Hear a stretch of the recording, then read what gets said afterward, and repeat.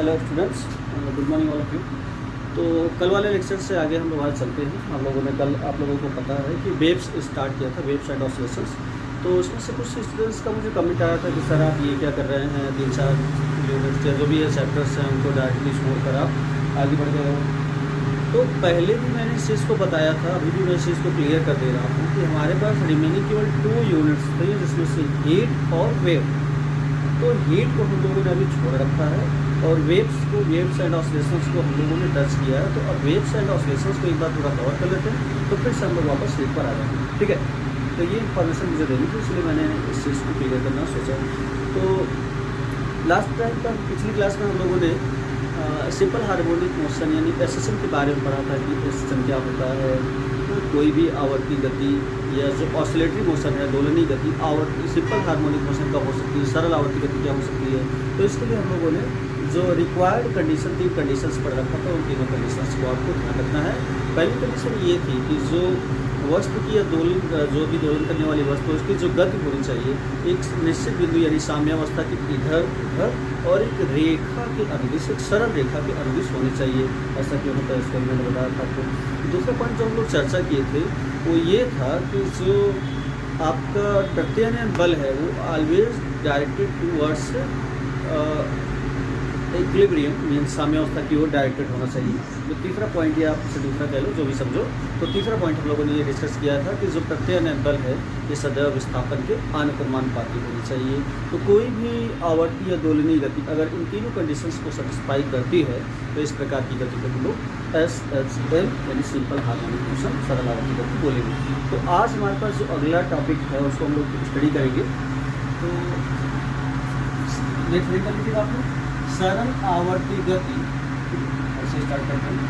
तो सरल आवर्ती गति, सरल आवर्ती या आवर्त गति, गति वृत्तीय गति के उच्छेद के रूप में, वृत्तीय गति के प्रक्षेप के रूप में, प्रक्षेप के रूप में। ठीक है, निकल लीजिए।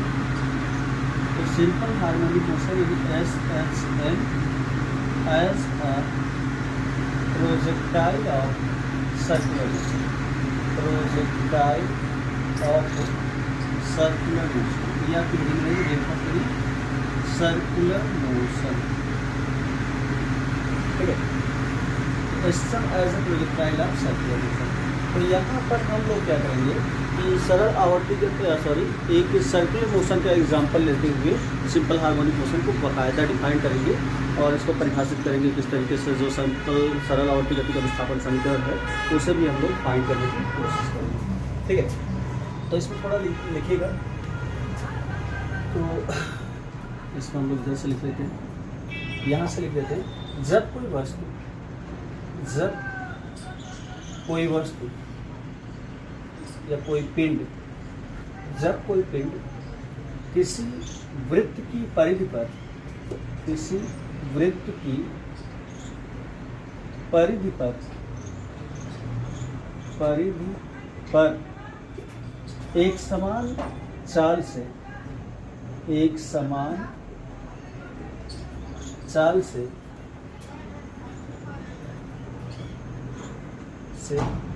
गति कर रहा होता है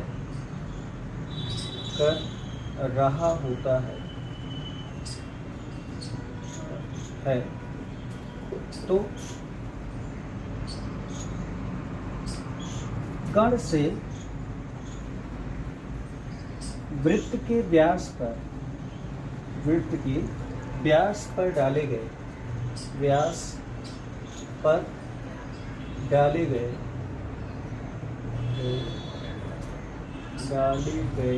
लंब पाद को मतलब फुट हम लोग यूज करेंगे, ज़्यादा वर्ड फुट। लंब पाद की रेखी गति को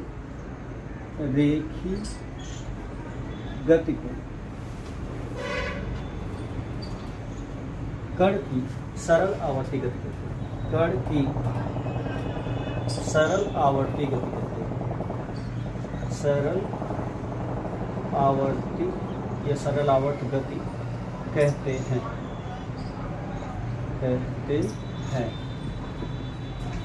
ठीक है।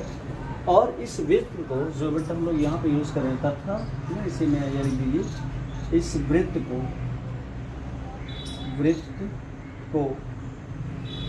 निर्देशित वृत्त, फ्रेम ऑफ सर्कल या सर्कल फ्रेम, निर्देशित वृत्त कहते हैं। निर्देशित वृत्त कहते हैं। ठीक है। देखिए, तो यहाँ से हम इसको कंप्लीट कर ले रहे हैं। तो क्या होता है सरल आवर्ती गति की डेफिनेशन। तो ये जो है, ये डेफिनेशन सरल आवर्ती गति की स्टैंडर्ड डेफिनेशन मानी जाती है। ठीक है। तो जब भी आप सरल आवर्ती गति को डिफाइन करो तो कंडीशंस तो हैं, लेकिन इस तरीके से डिफाइन करो कि ये जो डेफिनेशन है वृत्त के द्वारा किस तरीके से हम निर्देश वृत्त के रूप में इसको डिफाइन करेंगे। तो इसको हम समझ लेते हैं एक्चुअल में चीज़ें हो क्या रही और कैसे हम लोग इसको करेंगे, एक्सप्लेन करेंगे। तो सपोज कीजिए कि ये हमारे पास एक सर्कल है। ठीक है। सर्कुलर ही बनाइएगा, हमारी तो शेप जो है हमारा एकदम परफेक्ट सर्कुलर ना हो, लेकिन आप लोग इस पे का यूज़ करके सर्कुलर ही बनाइएगा। ऐसे देखते हैं। ठीक है। कहीं ना कहीं गड़बड़ हो जाता है, तो हम लोग कंसिडर कर लेते हैं कि हमारे पास ये सर्कल है। फिजिक्स वाले स्टूडेंट्स को मानने में क्या जाता है। ठीक है। आराम से मान लेते हैं कि एक सर्कल है, नहीं अगर दिख रहा है तो भी मान लेते हैं, मानने में क्या जाता है। तो आप कंसिडर कर लेते हैं कि ये जो सर्कल, ये दो सर्कल के डायमीटर हैं, सर्कल को टू इक्वल हाफ्स में डिवाइड करने वाले। तो ये भी एक डायमीटर,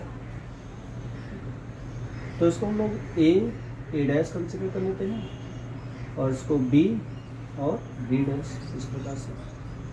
अब किसी समय जो हमारे पास कण है, जो सर्कल में क्या कर रहा है, सर्कल की परिधि पर या तो सर्कमफ्रेंस पर राउंड लगा रहा है, चक्कर लगा रहा है, तो उसको हम कंसिडर करते हैं किसी समय वो यहाँ पर, ठीक है, इस पॉइंट पी पर। तो कण का नाम ही हम लोग, पार्टिकल का नाम ही पी दे देते हैं, पी। तो कंसिडर कर लेते हैं कि स्टार्टिंग में इसकी जो पोजीशन है ना, ये पॉइंट ओ हो गया, सेंटर ऑफ द सर्कल।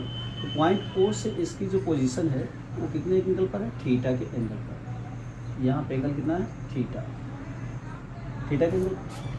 अब इस कण से अगर हम क्या करें कि जो वृत्त का डायमीटर है, व्यास है, व्यास पर हम लोग क्या करते हैं, परपेंडिकुलर ड्रॉ करते हैं। तो इस तरीके से एक परपेंडिकुलर यहाँ पर क्या हो जाएगा, ये परपेंडिकुलर हो जाएगा ना, जिसका हम लोग नाम देंगे एन।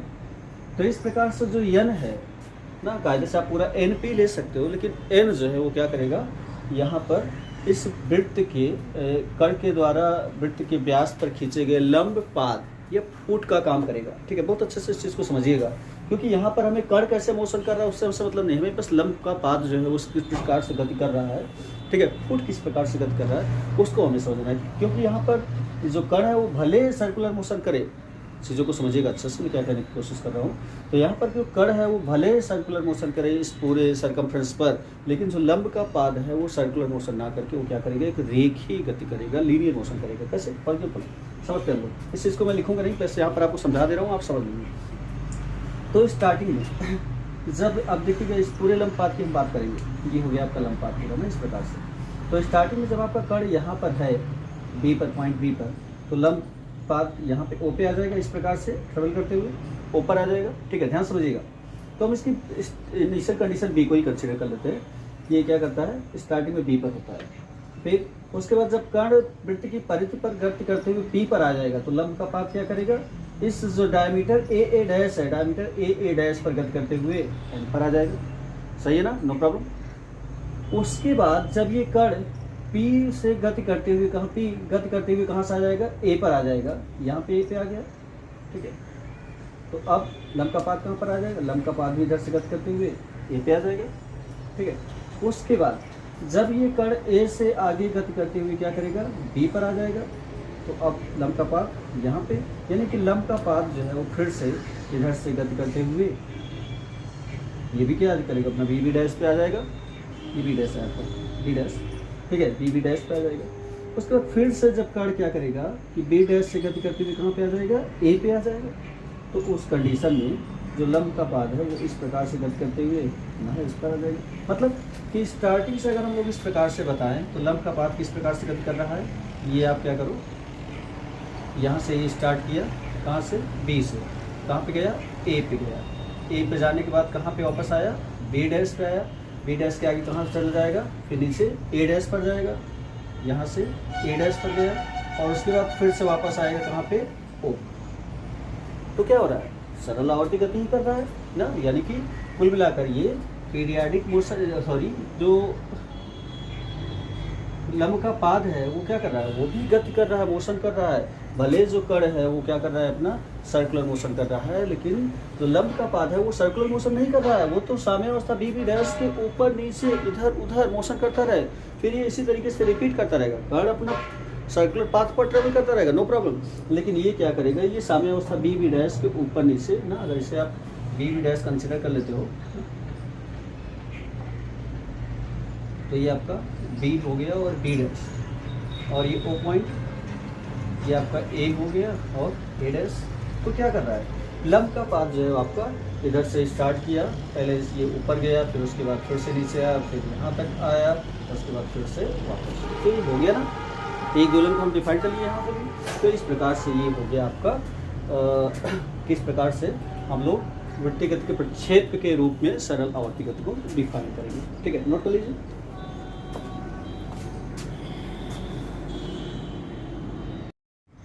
ठीक है, तो अभी रीडिंग कर लीजिएगा। अब हम लोग विस्थापन समीकरण पढ़ेंगे। तो सरल आवर्त गति का विस्थापन समीकरण, तो सरल आवर्त गति का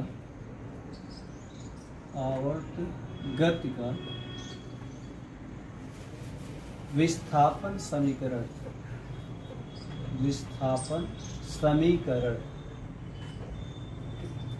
विस्थापन समीकरण हम लोग यहाँ पर पढ़ने वाले हैं।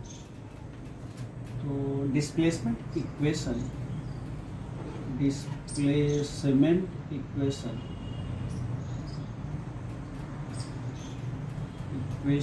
ऑफ सिंपल हार्मोनिक मोशन यानी SHM। तो डिस्प्लेसमेंट इक्वेशन हम कहाँ से देंगे, ठीक वही से फिगर हम लोगों ने एक बार बनाया है, उसी फिगर को हम फिर से यहाँ पर बनाएंगे। ठीक है, देखिएगा अच्छे से, कंफ्यूज नहीं होना है।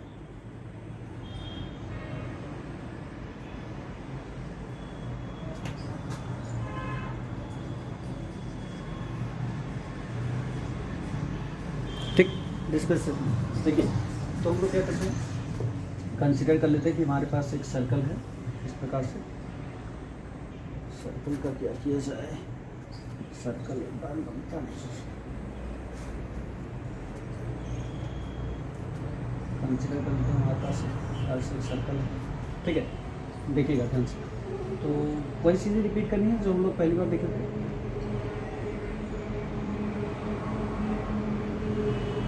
और ये सर्कल के दो डायमीटर ए डैश और बी डैश। तो बी डैश और ए डैश, ध्यान से देखिए।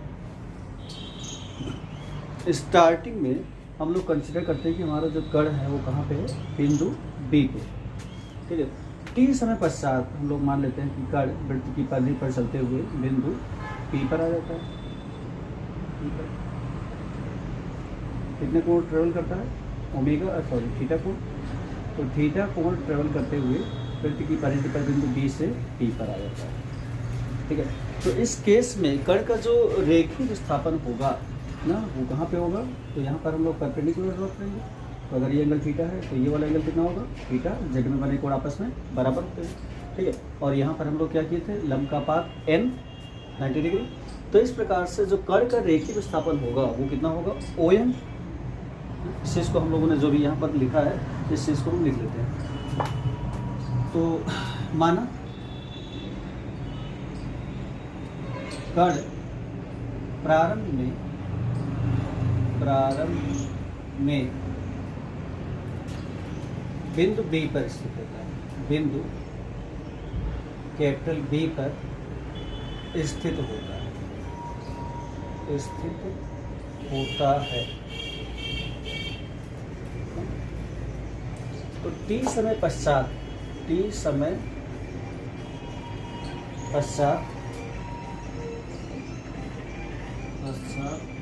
कण वृत्त की परिधि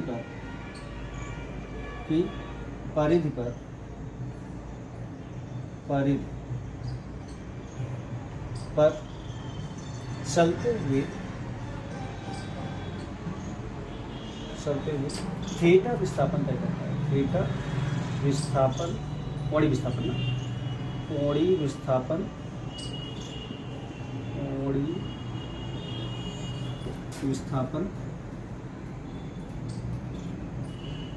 तय करके, कोणीय विस्थापन एंगुलर डिस्प्लेसमेंट तय करके बिंदु कहाँ पे, बिंदु P पर आ जाता है। अतः यदि कण का कोणीय वेग ओमेगा हो तो क्या हो जाएगा ना। अब चूंकि हम लोग जानते हैं कि जो कोणीय वेग की डेफिनेशन होती है, कोणीय वेग बराबर क्या होता है, कोणीय विस्थापन बटे समय अंतराल। तो अगर ओमेगा कोणीय वेग हो तो ओमेगा इज इक्वल टू क्या हो जाएगा, कोणीय वेग बराबर कोणीय विस्थापन ना, कोणीय विस्थापन डिवाइडेड बाय टाइम इंटरवल, जो भी इसमें दिया है समय अंतराल।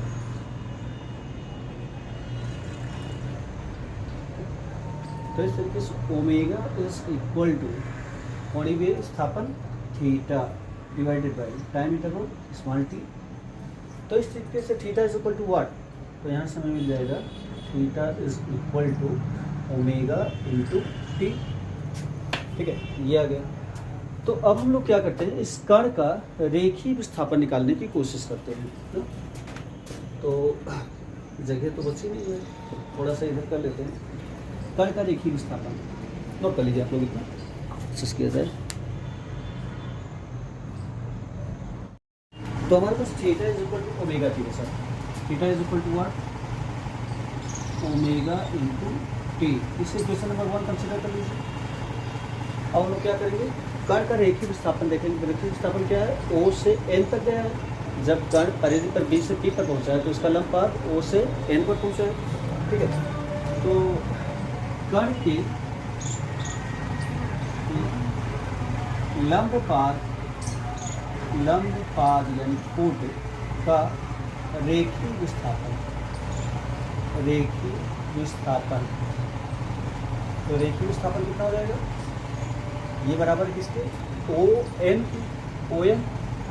Is equal to what, y axis पर है, ये वाई। ठीक है, हम लोग कंसिडर कर लेते हैं कि ओ एन की जो डिस्टेंस है वो कितनी है, स्मॉल वाई, यहाँ से यहाँ तक की डिस्टेंस वाई। तो N is equal to what, Y. तो यहाँ हम वाई की वैल्यू कैसे कैलकुलेट करेंगे, हमें पता क्या है, हमें ये पता है कि जो निर्देशित वृत्त है हमारा, तो उसकी रेडियस कितनी है, ए। तो ए रेडियस है, एक मीन्स कि हमें कर्ड पता चल गया है, एंगल थीटा पता है, और हमें निकालना क्या है यहाँ पे लंब। तो लंब और कर्ड में कौन सा रिलेशन होता है, साइन थीटा। तो यहाँ पर हम लोग यूज़ करेंगे, तो इन राइट एंगल ट्राइंगल समकोण त्रिभुज ओ एन पी, ठीक है, ओ या पी ओ एन, जो भी P N O, right angle triangle P N O, P N 90 degree है, समकोण है, नो प्रॉब्लम।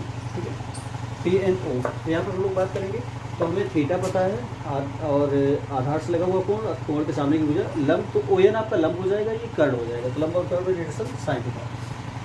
तो sine theta is equal to what, लंब बटे कर्ड। तो कोण के सामने की भुजा इस तरीके से एक्सपांड कर दीजिए, लंब यानी ओ एन। तो ओ एन बटे कर्ड आपका क्या है, O P, O N divided by O P. तो इस तरीके से आपको ओ एन की वैल्यू क्या, क्रॉस मल्टीप्लिकेशन हो जाएगा। तो ओ एन की वैल्यू मिल गई आपके पास, O N is equal to O P sine theta. इस प्रकार से वैल्यूज पुट कर दीजिए। तो O N is equal to what, Y. तो Y is equal to O P is equal to what, O to P small ए।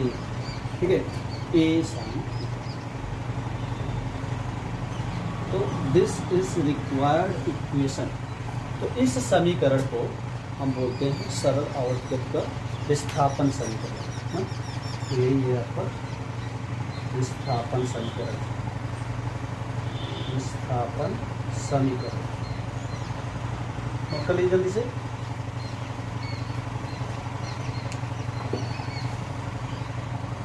इसे हम और क्या लिख सकते हैं, थीटा की वैल्यू आप पुट कर दीजिए और y is equal to a sine theta की जगह पे ओमेगा, तो ये भी दे सकते हैं आप, नो प्रॉब्लम। तो कर लीजिए जल्दी से, ठीक है। तो अब इससे रिलेटेड इस इक्वेशन को कंसिडर करते हुए जो हम सरल आवर्ती गति से रिलेटेड या आवर्ती गति से रिलेटेड जो छोटी छोटी डेफिनेशंस हैं उनको पढ़ेंगे। तो उसी में सबसे पहले डेफिनेशन आ जाएगी आपकी एम्पलीट्यूड, यानी आयाम। रेडी कर लीजिएगा, आयाम, एम्पलीट्यूड, एम्पलीट्यूड। अब आयाम की डेफिनेशन हम लोग जानते हैं क्या होता है, साम्य अवस्था से एक ओर के अधिकतम विस्थापन को हम लोग क्या कहते हैं, आयाम। तो साम्य अवस्था से एक ओर के अधिकतम विस्थापन को, के अधिकतम विस्थापन को कण का आयाम कहते हैं, कण का आयाम कहते हैं, ध्यान दीजिएगा, आयाम या एम्पलीट्यूड कहते हैं, अब इस इक्वेशन से जरा ध्यान दीजिएगा। तो यहाँ पर अगर हम अधिकतम विस्थापन की बात करें तो साइन ओमेगा टी का मैक्सिमम मान कितना, मैक्सिमम वैल्यू कितनी होगी साइन ओमेगा टी की, 1 साइन 90 को 1 होता है, ठीक है। तो साइन ओमेगा टी की मैक्सिमम वैल्यू कितनी होगी, 1। तो अधिकतम विस्थापन के लिए या अधिकतम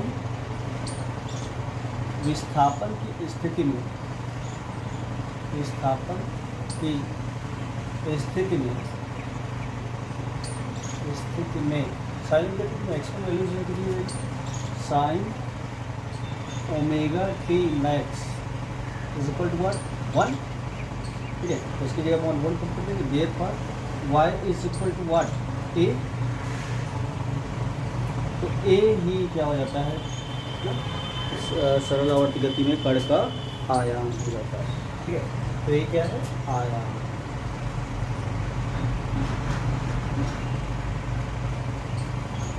नोट कर लीजिए। दूसरी डेफिनेशन हम लोग डिस्कस करेंगे, आवर्तकाल, टाइम पीरियड, ठीक है। आवर्तकाल, आवर्तकाल, टाइम पीरियड। आवर्तकाल क्या होता है, टाइम पीरियड क्या होता है। तो इसको भी हम लोग जानते हैं कि जो लंब का पाद है, जितने समय में अपना एक चक्कर पूरा कर रहा है, जितने समय में अपना एक रोटेशन कंप्लीट कर ले रहा है, तो उतने समय को, उस टाइम पीरियड को ही, उस स्पेसिफिक टाइम इंटरवल ना at which foot is going to complete is one complete rotation ना, that specific time interval is called time period, ठीक है। तो स्पेसिफिक टाइम इंटरवल को हम लोग टाइम पीरियड कहेंगे। तो अब चूँकि हमारे पास क्या होता है, तो इसको लिख दीजिए। तो जितने समय में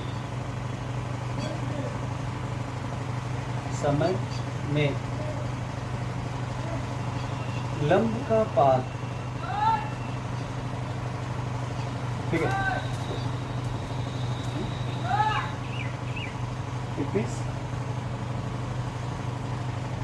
इतने समय में लंब का पाद थोड़ी देर है अपना एक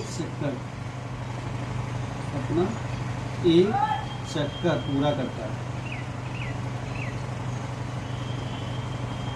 पूरा करता है, उसे आवर्तकाल कहते हैं, आवर्तकाल कहते हैं। तो आवर्तकाल कुल मिलाकर एक समय है। अब हमारे पास इस डेफिनेशन होती है, तो सेम से time is equal to what, समय बराबर दूरी बटे साल, तो डिस्टेंस अपॉन स्पीड जो भी है। तो कण जो है वो क्या कर रहा है, वृत्त की परिधि पर गति कर रहा है, ठीक है। तो वृत्त की परिधि पर गति करते हुए एक पूरा चक्कर लगाने में बी से वापस कहाँ पे आ जाएगा, बी पर आ जाएगा। तो वृत्त की परिधि पर एंगुलर डिस्प्लेसमेंट कितना हुआ, क्योंकि यहाँ पर कण जब वृत्त की परिधि पर गति कर रहा है तो हम कोणीय गति की बात करेंगे। जो कण है वो तो कोणीय गति कर रहा है, सर्कुलर मोशन कर रहा है, लेकिन जो कण के द्वारा लंब का पाद है वो रेखीय गति कर रहा है। तो आप लंब के पाद की बात करो या कण की बात करो, तो कण किस प्रकार से वृत्त की परिधि पर गति कर रहा है, तो उसका जो कोणीय विस्थापन होगा एक कंप्लीट साइकिल के लिए तो कितना होगा 2 पाई। यहाँ से स्टार्ट करेगा और यहाँ पर आएगा तो थीटा, और यहाँ पर आया 90, यहाँ पर आया 180 मीन्स पाई, यहाँ पर 270, फिर यहाँ पर 2 पाई 360। ठीक है, तो time small capital t is equal to, तो डिस्टेंस 2 पाई रेडियन ना, और डिवाइडेड बाई स्पीड क्या है, एंगुलर स्पीड यानी कोणीय वेग 2 पाई बाई ओमेगा। ये आपका होता है रेडियन और ये आपका होता है रेडियन पर सेकेंड, रेडियन पर सेकेंड। तो इस प्रकार से रेडियन कैंसिल और सेकेंड ऊपर आ जाएगा। तो t is equal to 2 pi by omega what second. ये हो गया आपके पास आवर्तकाल की डेफिनेशन। Note down.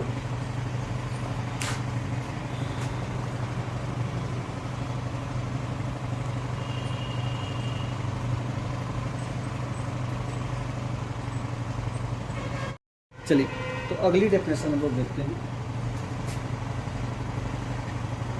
तो क्या क्या हो गया, आयाम को हम लोग डिफाइन कर लिए, आवर्तकाल की डेफिनेशन हो गई। अब आवृत्ति,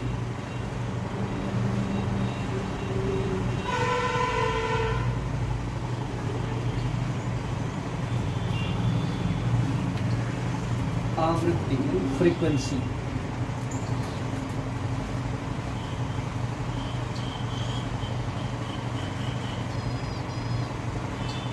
फ्रीक्वेंसी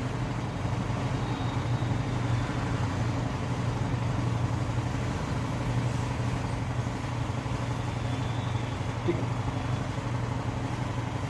तो फ्रीक्वेंसी की डेफिनेशन क्या होती है, लिखते जाइएगा आप लोग साथ में। तो एक सेकेंड में कण द्वारा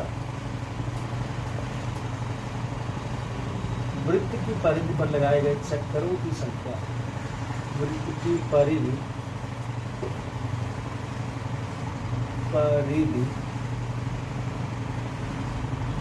पर लगाए गए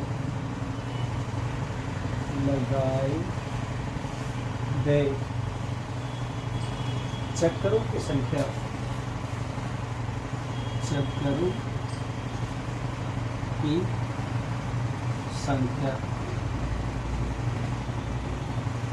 को आवृत्ति कहते हैं। ठीक है, यह आवर्तकाल के व्युत्क्रम के बराबर होता है। आवर्तकाल यानी टाइम पीरियड के व्युत्क्रम के बराबर होती है। व्युत्क्रम के बराबर होती है। ठीक है ना। तो आवृत्ति इज इक्वल टू व्हाट, आवृत्ति इज इक्वल टू 1 बाई आवर्तकाल, which is equal to n is equal to, से n से डिनोट करेंगे, n is equal to 1 by capital T। तो इसका यूनिट क्या हो जाएगा, पर सेकेंड, और इसी को हम लोग बोलते हैं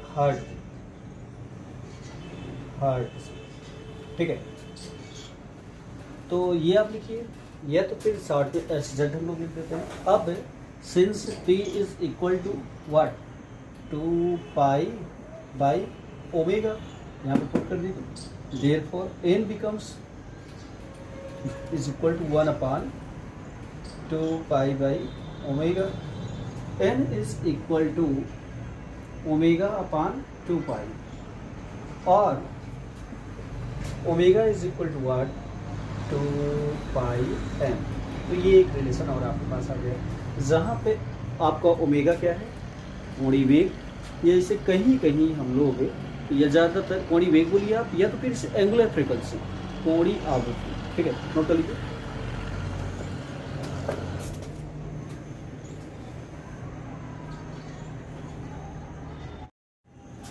देखिए, आवृत्ति का डेफिनेशन तो ठीक है, आपने डिफाइन कर दिया कि 1 सेकंड में जितने भी चक्कर लगाएंगे। तो आवृत्ति की डेफिनेशन जो है नंबर ऑफ रोटेशंस पर सेकंड। तो आवृत्ति को हम लोग कहीं भी देख सकते हैं किसी भी तरीके से, जैसे कि जो भी रोटेशनल डिवाइसेस होते हैं, रोटेशनल टाइप की मशीन्स होते हैं, तो उसमें आप सब लिखा रहता है आरपीएम। तो आरपीएम का क्या मतलब, रोटेशंस पर मिनट ना। आरपीएम अगर दिया रहेगा 1500 रोटेशंस पर मिनट, इसका मतलब कि जो भी रोटेशनल डिवाइड है, रोटेटिंग डिवाइस है, तो 1 मिनट में 1500 चक्कर लगाएगा। तो इट मीन्स कि अगर मिनट को हम लोग डिवाइड करें सेकंड में, तो 60 से हमें क्या करना पड़ेगा, 1 minute is equal to 15,000 RPM है ये, यानी कि रोटेशंस पर मिनट। तो मिनट को हम लोग सेकंड में चेंज करें तो हमें 160 से मल्टीप्लाई करना पड़ेगा। तो इट मीन्स 1500 डिवाइडेड बाई 60। अब ये क्या होगा, रोटेशंस पर सेकंड। रोटेशंस पर सेकंड मीन्स इट्स फ्रीक्वेंसी। तो 0 से 0 कैंसिल आउट, 6 2 12 और 6 5 25 ना। तो 25 रोटेशंस पर सेकंड ना। रोटेशंस पर सेकंड का मतलब क्या है, ये फ्रीक्वेंसी। तो इसकी फ्रीक्वेंसी कितनी है, 25। इट मीन्स की जो भी है, तो 1 सेकंड में वो क्या कर रहा है, 25 चक्कर लगा रहा है। ठीक है, तो 6 से मल्टीप्लाई कर दो तो 1 मिनट में आ जाएगा। तो आरपीएम का मतलब इसको, तो जो फ्रीक्वेंसी है, फ्रीक्वेंसी को हम विभिन्न जगहों पर, आपका फैन मूव कर रहा है, आपकी आंख से दिखाई नहीं दे रहा है, जबकि मूव कर रहा है, रियल में एक्चुअल मूव करता है, लेकिन आपको दिखाई देता है कि 3 पत्तियाँ हैं, 4 पत्तियाँ हैं, किससे नहीं, क्योंकि उसकी आरपीएम जो है इस प्रकार से रोटेशंस पर मिनट तेज़ी से रोटेट करता है, तो हमें नहीं दिखाई दे रहा है।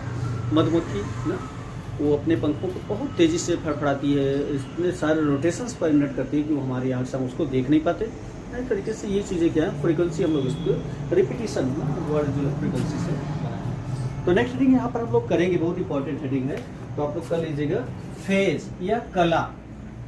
कला का क्या मतलब है, ठीक है ना। कहते हैं ना कि गांव देहात में लोग कहते हैं कि बहुत ये बच्चा बहुत ज़्यादा कलाकार है, या कला इसको बहुत आता है। कला मतलब कि वो अपनी स्थितियों को विभिन्न तरीके से दिखा सकता है, रिप्रेजेंट कर सकता है। ठीक है, तो कला का मतलब स्थिति को प्रेजेंट करने से है। फॉर एग्जाम्पल, जैसे हम लोग कहते हैं चंद्रमा की विभिन्न कलाएँ होती हैं। ठीक है, तो कभी चंद्रमा हमें पूरा दिखाई देता है, फिर उसका ना स्टार्ट लास्ट में वो 9 चंद्राकार हो जाता है, स्टार्टिंग में 9 चंद्राकार। तो इस तरीके से चंद्रमा की विभिन्न कलाएँ हैं। तो कला का मतलब, कला किस बात को इंडिकेट कर रहा है, तो कला किसी भी पार्टिकल की पोजीशन और मोशन की जो, यानी कि को बता रहा है, स्थिति को बता रहा है। ठीक है, फॉर एग्जाम्पल जैसे सपोज कीजिए कि ये हमारे पास एक सर्कल है, और यहाँ पर जो पार्टिकल है जब इस वृत्त की परिधि पर गति कर रहा है, तो किसी समय इसके डायमीटर को आप कंसीडर कर लो ना, इस प्रकार से। तो बी डैश और ए डैश। तो जब कोई कण इस वृत्त की परिधि पर गति कर रहा होता है, तो समय के साथ साथ उसकी जो स्थिति और वेग की जो स्थिति और वेग जो है बदलता रहता है। कैसे बदलता रहता है, आप कहोगे ऐसा नहीं, अचर चाल से चल रहा है, तो अचर चाल चल रहा है, उसकी चाल तो अचर है, कांस्टेंट है, लेकिन वेग अलग अलग। फॉर एग्जाम्पल, अगर यहाँ पर किसी समय कण बिंदु बी पर है, तो कण का जो रेखी वेग होगा, रेखी वेग हमेशा क्या होता है, टेंजेंशियल, स्पर्श रेखी। तो रेखी वेग की डायरेक्शन धन की ओर। ठीक है, फिर कुछ समय बाद जब कण यहाँ पर आ जाएगा, तो अब इसके रेखी वेग की डायरेक्शन टेंजेंशियल स्पर्श करते हुए इधर की ओर, इधर स्ट्रेट बनाइएगा इस प्रकार से। तो रेखी वेग की डायरेक्शन इधर की ओर, वी, फिर यहाँ पर आएगा, तो रेखी वेग की डायरेक्शन इधर की ओर। तो क्या हो रहा है, हम लोग देख रहे हैं कॉन्स्टेंटली जो वेग की डायरेक्शन है वो चेंज हो जा रही है। वेग की डायरेक्शन चेंज होने का मतलब वेग चेंज हो रहा है, क्योंकि डायरेक्शन वेग जो है वो वेक्टर क्वांटिटी है, वो डायरेक्शन पर डिपेंड करेगा। ठीक है, तो स्थिति तो लगातार बदल ही रही है, बी से यहाँ आया, फिर यहाँ आया, इस तरीके से। तो किसी क्षण जो कला है, किसी भी कण की कला उसकी स्थिति और गति की दिशा को प्रदर्शित करती है, स्थिति को प्रदर्शित करेगी और साथ साथ गति की दिशा को प्रदर्शित करेगी। तो इस डेफिनेशन को आप लिख लीजिए पहले। ठीक है, कला, फेज, कला यानी फेज।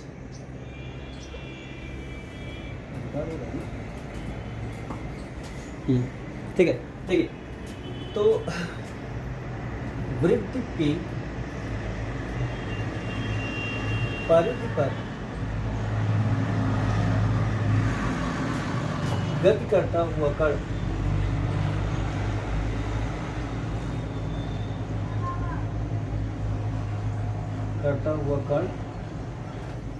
कण की विभिन्न समय पर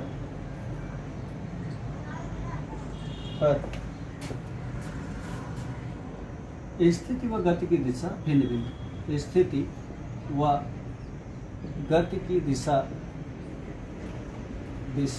क्या होती है? भिन्न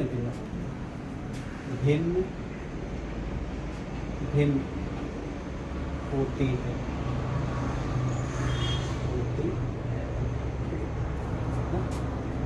किसी क्षण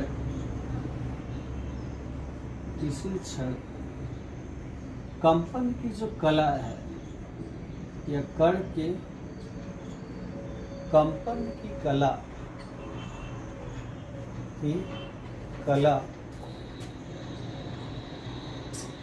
कण की स्थिति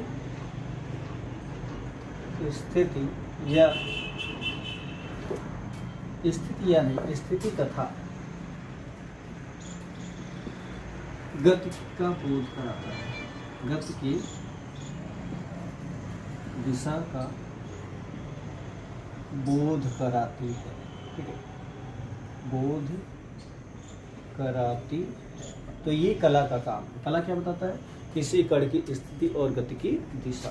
ठीक है, तो अब स्टार्टिंग इसको हम लोग थोड़ा सा कंसिडर कर लेते हैं।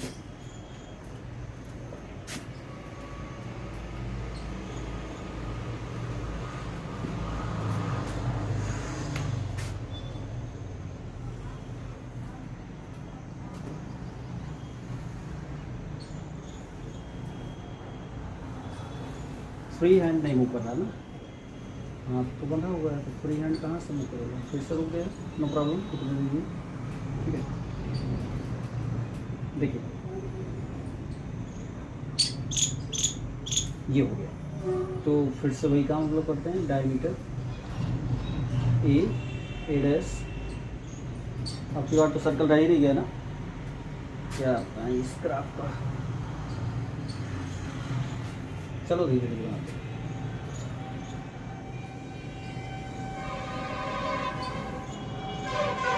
अच्छा पूरा दूसरी तरफ हो गया, नो प्रॉब्लम। फिर से जब ना बने तो मान लीजिए, मानने क्या जाता है आपका। ठीक है, तो ए डैश, बी डैश।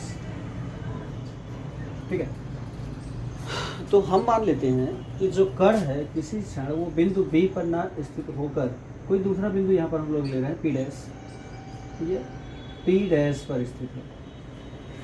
और पी डैश की जो पोजीशन है, कोणीय विस्थापन जो है वो किसी समय क्या है? 5। कितना है? 5। फिर टी समय पश्चात कण क्या करता है? पी डैश से स्टार्ट करता है और आ जाता है कहाँ पे? पी पे। पी डैश से स्टार्ट किया और कहाँ पे आ गया? पी पे। तो कितना टाइम है? टी। अब इसमें मान लेते हैं कि जो एंगल है वो कितना है? Omega t, tan theta omega t. तो ये एंगल यहाँ पर omega t theta equal to omega t, यहाँ पे टेन। तो अब किसी क्षण ना, ध्यान से देखिएगा, तो क्या हो जाएगा? यहाँ पी डैश से पी तक आने में कण टी समय ले रहा है। ठीक है, तो टी समय में, या इसको आप लिख लीजिए, माना प्रारंभ में, ठीक है, प्रारंभ में कण बिंदु डी पर ना होकर, बिंदु डी पर ना होकर बिंदु कहाँ पे होता है? पी डैश पर होता है, पी डैश पर होता है। जहाँ जो एंगल है बी ओ पी डैश, जहाँ कोण B O P dash is equal to what, five. ठीक है, फिर माना स्मॉल टी समय पश्चात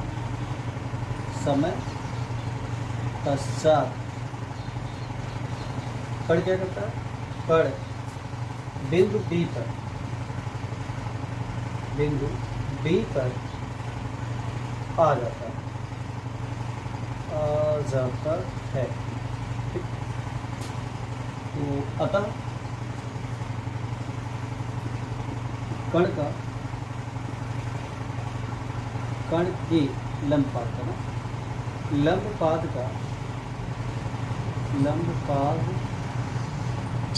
का रेखीय विस्थापन कितना हो जाएगा, ध्यान से देखिएगा। तो ये आपका ओ एन, तो O N is equal to what, Y. ठीक है, वही sine N P O, Y sine N P O which is also equal to sine N P O is equal to what, N P O B, Z में बने कोण आपस में बराबर। ठीक है, which is equal to Y sine small y दीजिएगा, नहीं वाई तो हम निकाल ही रहे हैं। ठीक है, ए रहता है ना, ए साइन, तो ए साइन कितना रहेगा, एन पी ओ लिख दिया या पी ओ बी लिखिए, तो A sine P O B, तो O N Y is equal to A sine, यहाँ से देखिएगा पी ओ ए बी, तो पी ओ बी एंगल कितना है, omega T plus five, omega T plus five, note कर लीजिए। तो यहाँ पर जो ओमेगा टी प्लस फाइव है, ये क्या है, फेज है। इनिशियल फेज कितना था, फाइव, और फाइनल फेज कितना है, ओमेगा टी प्लस फाइव। तो इस तरीके से जो फेज डिफरेंस हमें मिलेगा, तो final phase minus initial phase जब हम लोग सब्ट्रैक्ट कर देंगे, तो हमें फेज डिफरेंस जो भी है omega T plus five minus five यानी ओमेगा टी का फेज डिफरेंस मिल जाएगा। ठीक है, नोट कर लीजिए।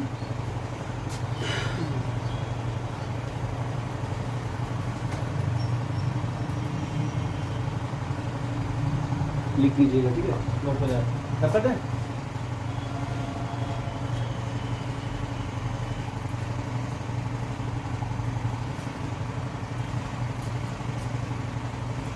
जहाँ ओमेगा टी प्लस फाइव क्या है आपका, अंतिम कला तथा फाइव आपका क्या है, प्रारंभिक कला, या इसी को आदि कला बोलते हैं, प्रारंभिक कला। इनिशियल फेज, ये फाइनल फेज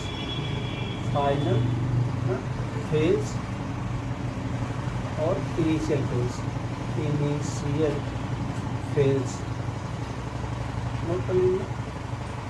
और अंतिम और प्रारंभिक कलाओं का जो अंतर रहेगा उसे कलांतर बोलते हैं, फेज डिफरेंस। क्या कर रहे हैं,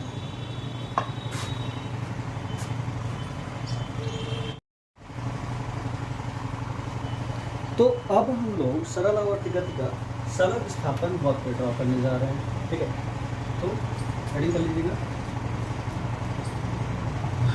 सरल आवर्त गति, सरल आवर्त गति का समय विस्थापन वक्र। तो टाइम डिस्प्लेसमेंट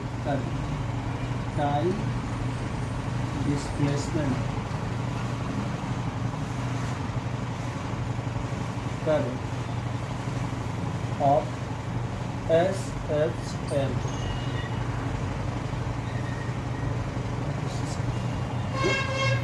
चलिए, तो टाइम डिस्प्लेसमेंट कर्व हमें ड्रॉ करना है। और जो ये कर्व ड्रॉ होगा वो उसके विस्थापन समीकरण से ही ज्ञान होगा। तो अब हमारे पास क्या है, तो विस्थापन समीकरण क्या है ना, विस्थापन समीकरण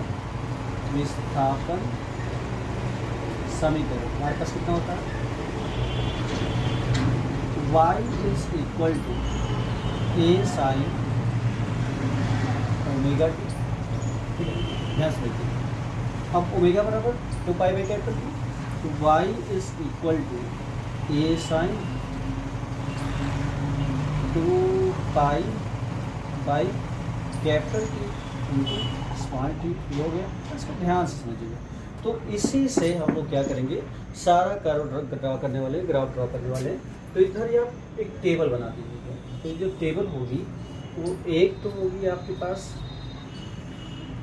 ठीक है, ध्यान समझिएगा, बहुत अच्छे से टेबल हमें ड्रा करना है। तो समय और विस्थापन में हमें करना है, तो समय टी, और हम लोग क्या करेंगे, फाई की स्थिति फेज डिफरेंस पर ड्रॉ करेंगे T/4 डिस्प्लेसमेंट। ठीक है, तो y डिस्प्लेसमेंट, और हमें डिस्प्लेसमेंट और टाइम पे ड्रॉ करना, तो इधर की ओर आप टाइम t ले लीजिएगा और इधर की ओर y is equal to a sine omega capital T into small t. कितना था, 2 पाई ना, 2 pi by capital T into small t. ध्यान से देखिएगा। अब इसे हम लोग क्या करते हैं, स्मॉल टी की वैल्यू 0, तो स्मॉल टी की वैल्यू 0 रखेंगे। जब स्मॉल टी की वैल्यू 0 रखेंगे तो पूरे से मल्टीप्लाई करेंगे, तो साइन 0 की वैल्यू 0, तो y is equal to what क्या बन जाएगा, 0। ठीक है, तो मैं बताते चल रहा हूँ कंडीशन। तो at small t is equal to 0, जब यहाँ पे टी पे आप 0 रख दिए तो पूरा पूरा 0 हो गया, तो y इज इक्वल टू 0, क्योंकि साइन 0 की वैल्यू 0 है, इस मल्टीप्लाई करेंगे तो टी इज इक्वल टू 0 पे 0 आपको मिल जाएगा। बहुत अच्छे समझना है। ठीक है, फिर हम लोग स्मॉल टी की जगह पे T/4 पुट करते हैं, T/4। ध्यान से देखिएगा, फिर इसको इरेज कर देंगे, क्योंकि इसको बार बार लिखने का कोई मतलब है नहीं, बस समझते जाइए आप लोग, हो गया।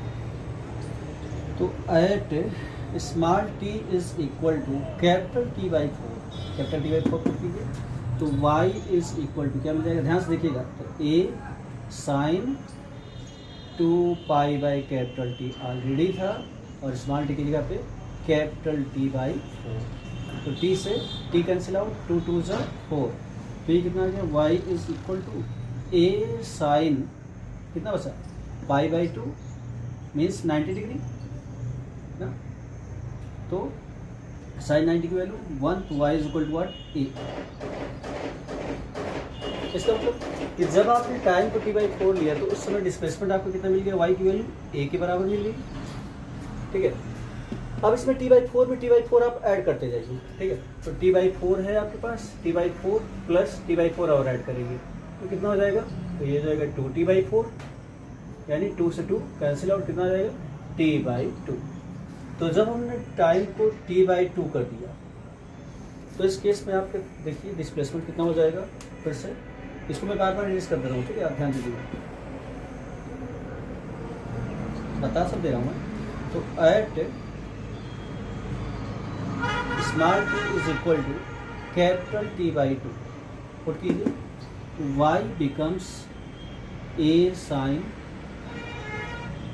2 pi by capital T already था, स्मॉल टी की जगह पे कैपिटल T/2, तो t से t 2 से 2 cancel out, sine pi y is equal to a sine pi means sine 180 की वैल्यू 0, तो y इज इक्वल फिर से 0, तो T/2 पर भी आपका फिर से क्या हुआ, डिस्प्लेसमेंट 0 हो गया। इसका क्या मतलब, चौथा पॉइंट देखिए। तो अब क्या करना है, T/2 में फिर से T/4 ऐड कर दीजिए, T/4 ऐड करते जाना है, तो T/4 ऐड किए तो एलसीएम 4 हो गया, तो 2t, तो 2t plus t divided by 4 which is equal to 3t/4। ध्यान से देखिएगा, बाद में हमसे पूछने लगे सर ये कहाँ से आया था, समझ में नहीं आया, इसलिए मैं हर एक पॉइंट को बता रहा हूँ। तो जब आपने क्या किया, इसे 3t/4 लिया, क्या करना है, कुछ नहीं करना है, 0 से स्टार्ट करो, T/4 ऐड करते जाओ, 3t/4 पर आप पुट कीजिए, तो